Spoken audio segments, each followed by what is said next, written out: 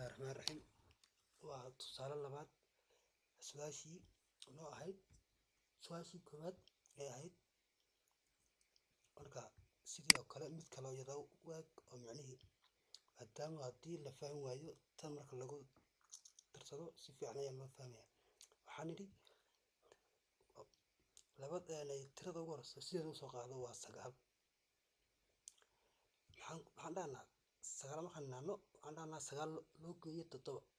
waa 16 soo ma halkii hore 9 bay nahayd dhexda waxaan ka shanaa 16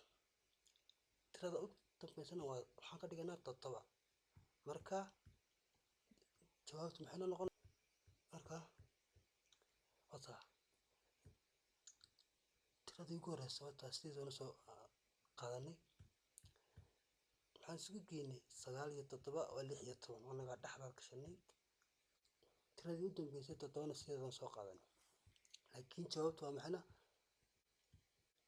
waa 1 eber 6 7 sababtoo ah anaga nidhi